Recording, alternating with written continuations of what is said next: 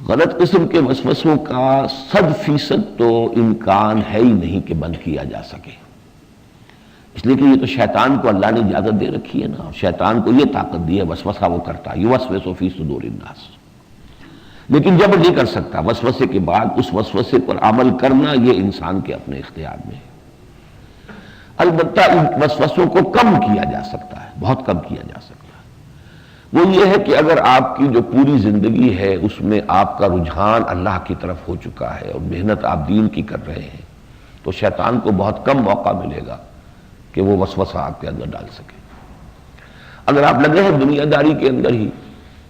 اور صرف جو ہے دین کو ایک چھوٹا سا ضمیمہ بنا رکھا ہے، بس نماز پڑھنی ہے، روزہ رکھنا ہے، باقی تو ساری سوچ، ساری غور و فکر جو ہے وہ دنیا کے لیے ہے، تو وہ تو پھر نماز میں بھی آپ کو وہ پیچھا نہیں چھوڑے گا، وہ دنیا بھی پیچھا نہیں چھوڑتی نماز میں بھی، اور نہ شیطان پیچھا چھوڑتا ہے۔ تو جہاں تک تو وسوسے کے